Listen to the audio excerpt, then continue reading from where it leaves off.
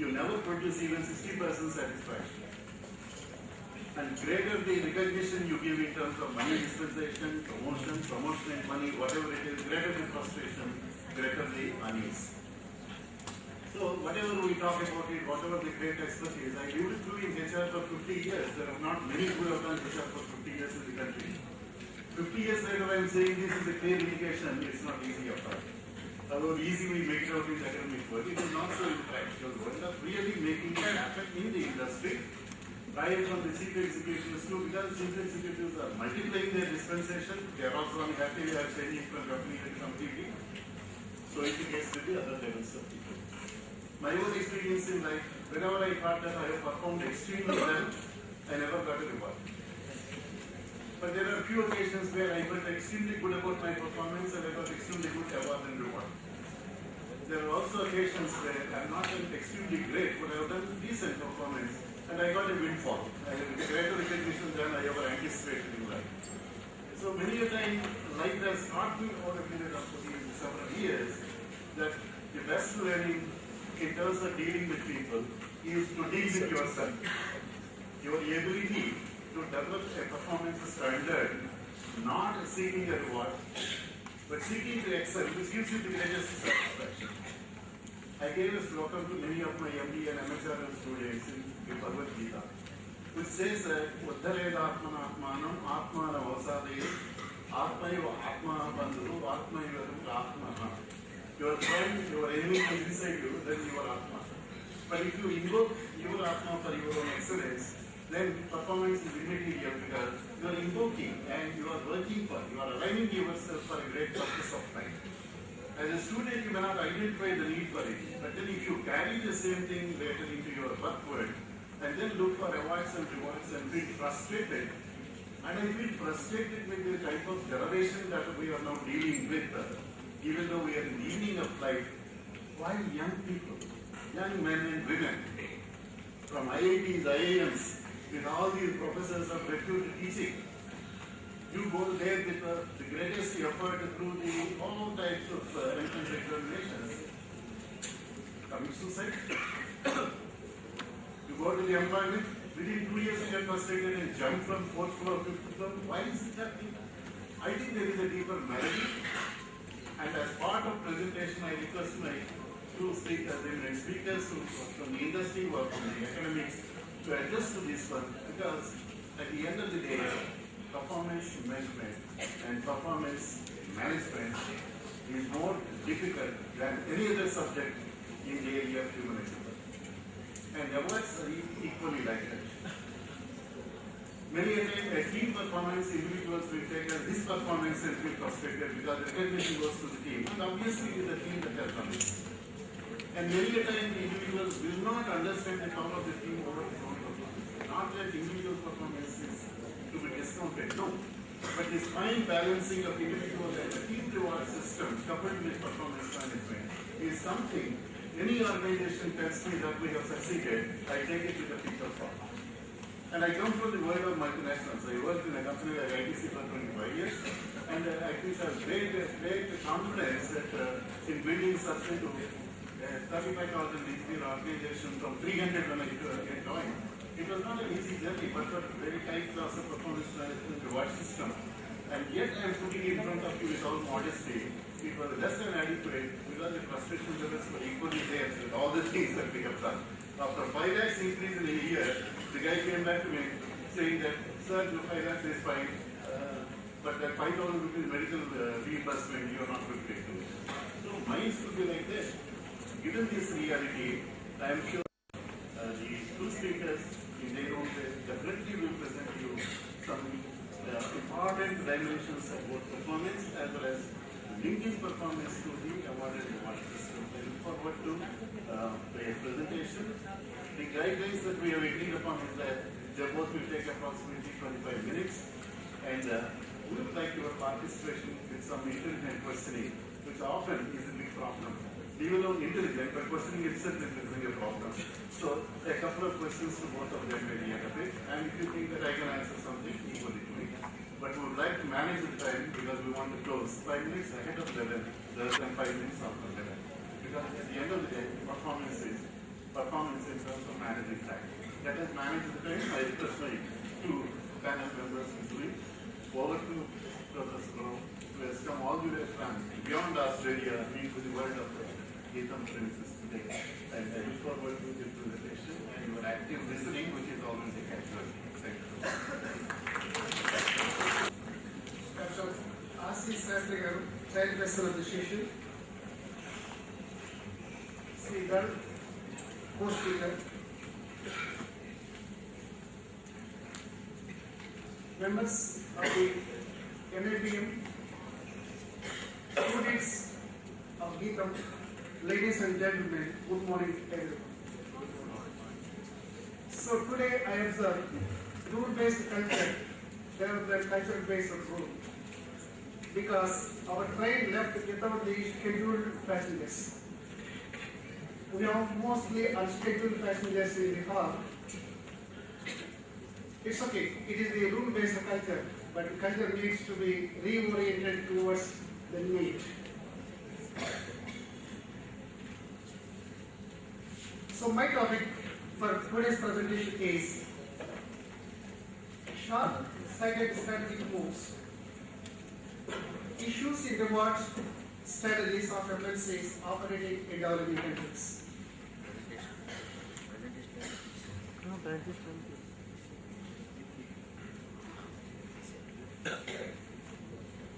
All of you know, HR manager is everyone in the organization is HR manager.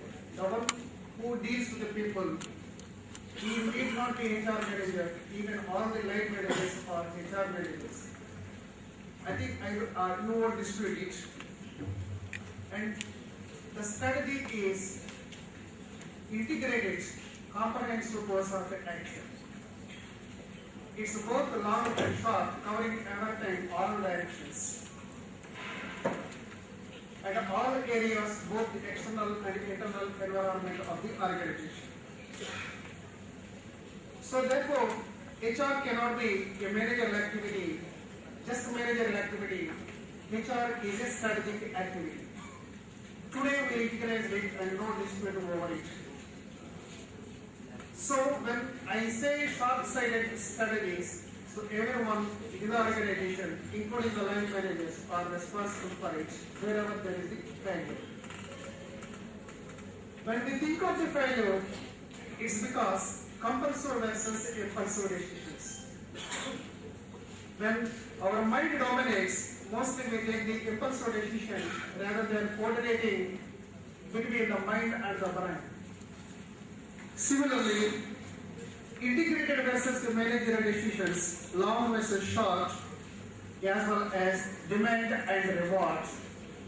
Rather than demanding and rewarding, just demand the work from the worker without adequately reward it, or linking these two together.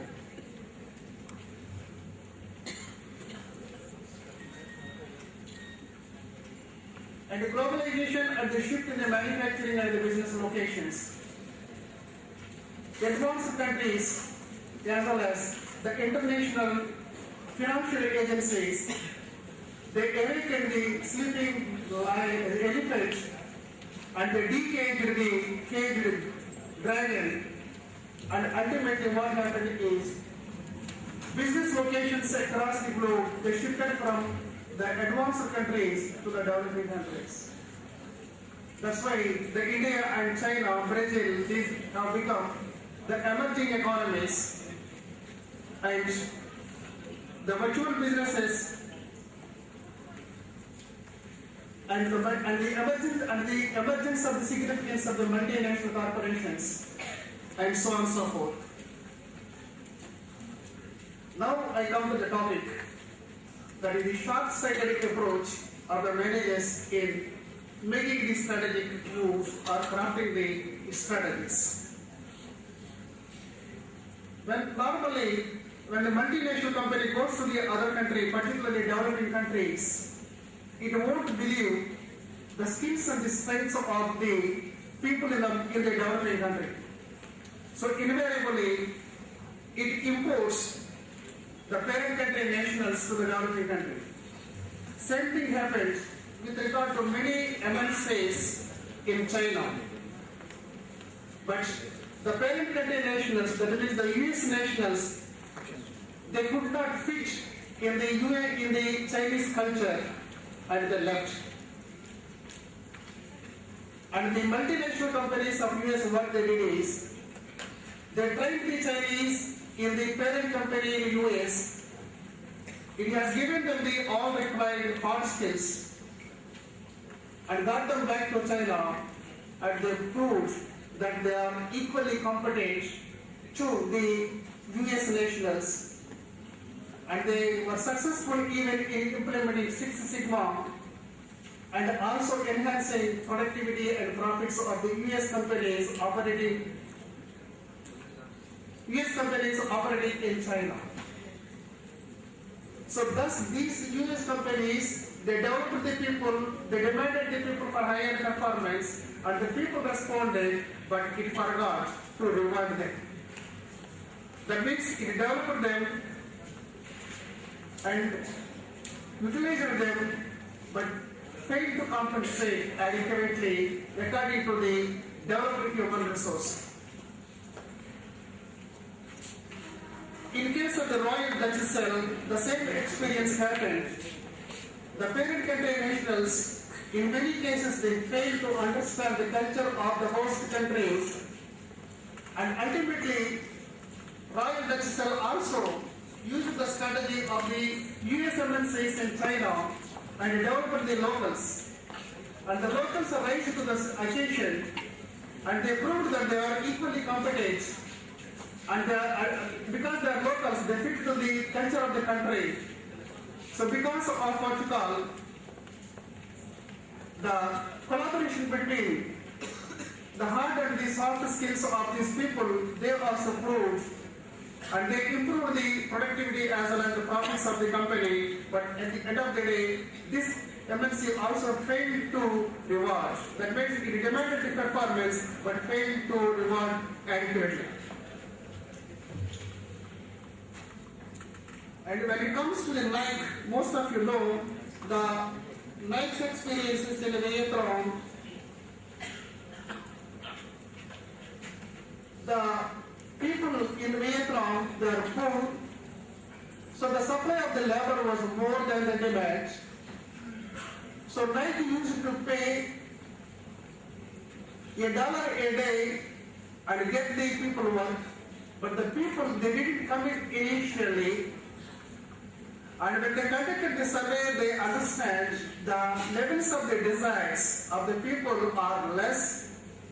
So HR managers were tasked to improve the desires of the people, and accordingly they use strategies to improve the desire level, and then train the people, and then these people, after increasing their desires as well as their hard skills, they proved that they can do the work like the experts, and at the end of the day, again, with the same experience of the other MNCs operating in China and other countries, in Vietnam, Nike also failed to pay and continued the same pay of $1 a day. And here, when we think of why the MNCs are moving towards the developing countries, it's not possible. So therefore, they migrated to the developing countries because there is the abundance of the cheap labor. Once you train them, educate them, the labor becomes the skilled labor. So therefore, the skilled labor is available at the cheaper price. So therefore, you can produce at less cost. So enjoy the advantages of the low-cost latest strategy. That's the main strategy. So here, the globalization and information technology, they brought the paradigm shifts in the multinational corporation managements. And through the virtual organization, they can collaborate and coordinate easily the activities of their subsidiaries throughout the world. So they migrated to the developing countries to make the advantage, use the advantage of the low-cost human resource. So the distinctive competitive advantage, to avail that advantage, that's the reason for them to make a move.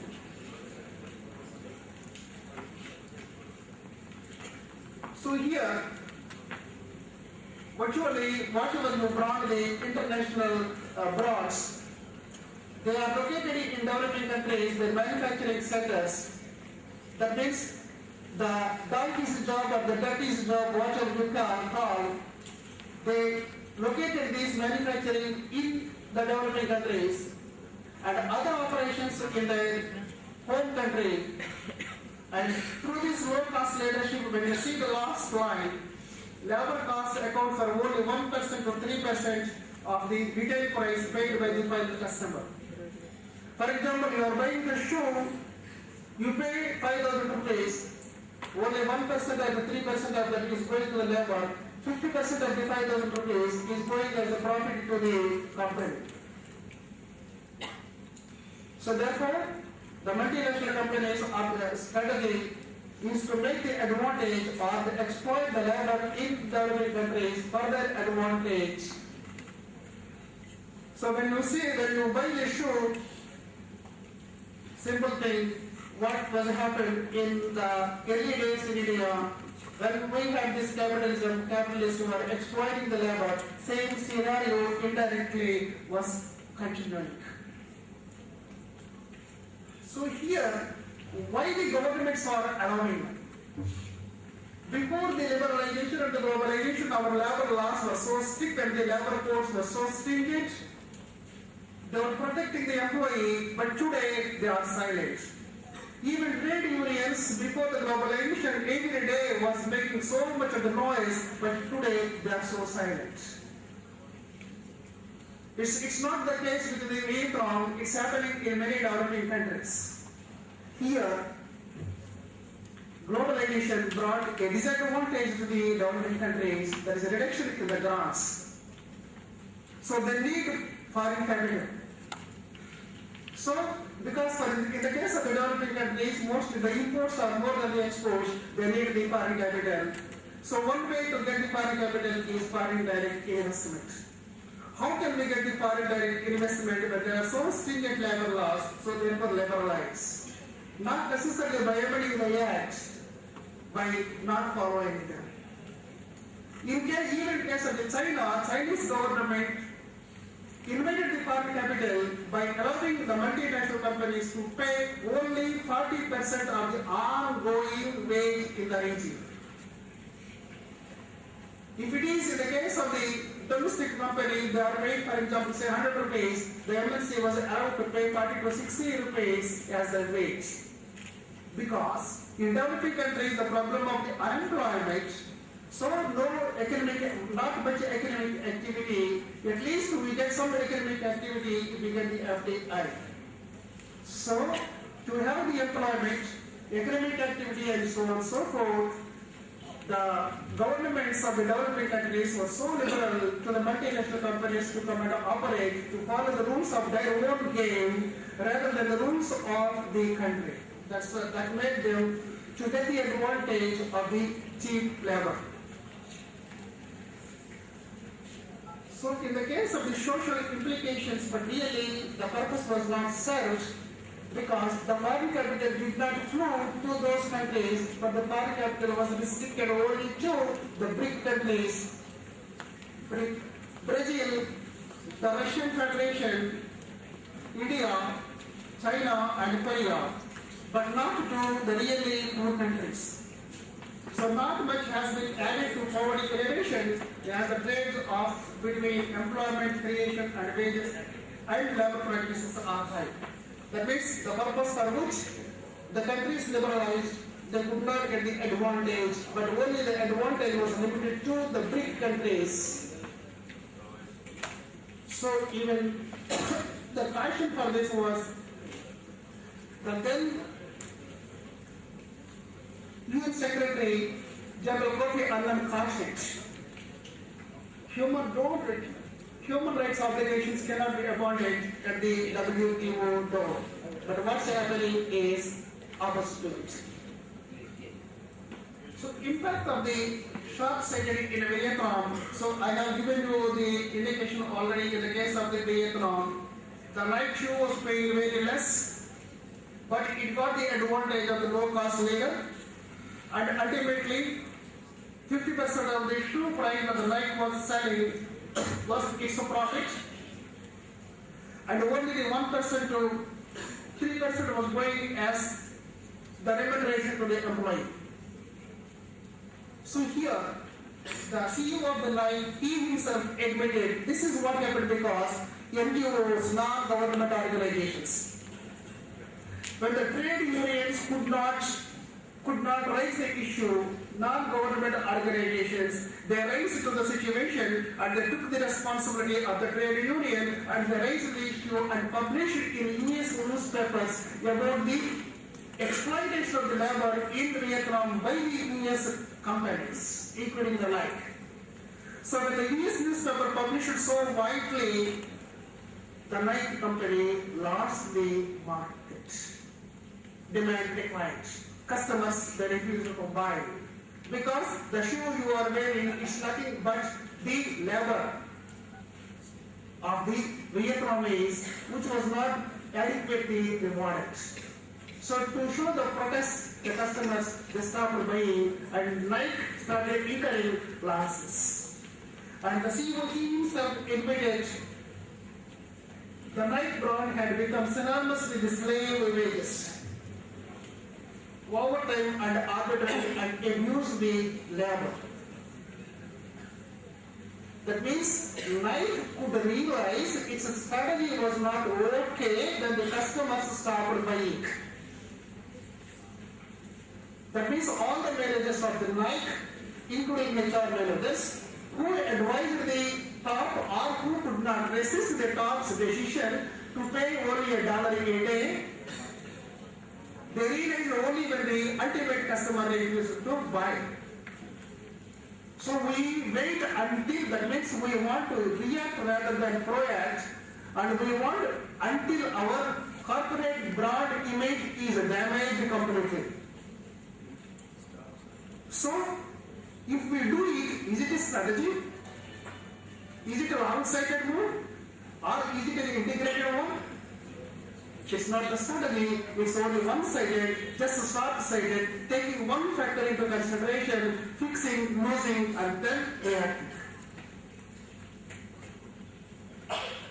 So this is not just in the case of the Nike, with many branded companies, even the ready-made garments we are using the same thing, Bangladesh, Sri Lanka, and India. In many places, these MNCs, they pay less salaries to the tailor who really stitch your shirt. And the 50% of the price we are paying just for the branch, or mostly for the branch, is going as the profit. So Nike CEO realized, and he admitted, and then the repairing the strategy. The repairing the strategy is again paying the better salaries to the employees in Vietnam, and then tell the rest of the group or wherever the customers are there, now we repaired our strategy, we are paying better salaries. So it took long time for them to come back. So we did not commit the mistake of the Nike again in other countries. Now NGOs. NGOs' role is not that one, but they gained it. Because the trade unions have failed to do their job because of the globalization, liberalization, and changing attitudes towards the trade unions. And even trade unions are not necessary if you make this strategy integrated, long-sighted rather than short-sighted. So NGOs, they played a wonderful role in these companies to make them realize that they are doing unethical business by exploiting the labor in developing countries. CSR appear conducive to brand reputation. It is the corporate social responsibility. That means paying the proper salary to your employee now has becoming a corporate social responsibility. That means serving the society, you are taking the same principle of serving the society serving to your own employees. If you take your wife to honeymoon, the air ticket you pay for your wife, is it a social responsibility? When you feed your child, is it a social responsibility? When you allow your family to live in the same house of yours, is it a social responsibility taking the care of them? It has become a regret in the case of this. Because non-government organizations raised this issue, at least treat it as a social responsibility, then the companies may have the introspection, if we spend the money on the employees as a social responsibility, would it improve our brand image? You know, most of the companies, they do wonderful social responsibilities, who mostly their strategy is to improve the brand image, not really the love and affection to the society. Because I had a student from a beer company in my country, I asked my student, she admitted, we calculate everything before we decide the social responsibility, how much we are spending, to what extent it improves the brand and then sales and then profit. At least out of the profit, we spend only 50% of the profit again on the social responsibility, not continuity. The next social responsibility again is also a business to the company. So when you see paying the better salaries to the employees, if it improves your brand image, then only you pay. But now it is not improving, but it is damaging. So therefore, at least to protect the damage, the companies need to pay proper salaries. So paying salaries to the employees, is it based on demand and supply? Yeah, if you see all the MNCs operating in developing countries, it's just a business sector based on demand and supply. There is so much of the supply of the labor, why should they pay more? That is the economic principle. When you follow the economic principle, the employee is a commodity or is a human being. If it is a human being, should we apply pure economic principle or should we have a blend of humanistic as well as economic? And when you pay lowest salary and exploit the labor, is it ethical or unethical? That should be combined business, humanistic as well as ethical factor. That means when you say it is a strategy, when you say it is an integrated approach, integrate everything rather than just only the economic principle of demand and supply. So we have similar examples in Papua New Guinea, wonderful examples.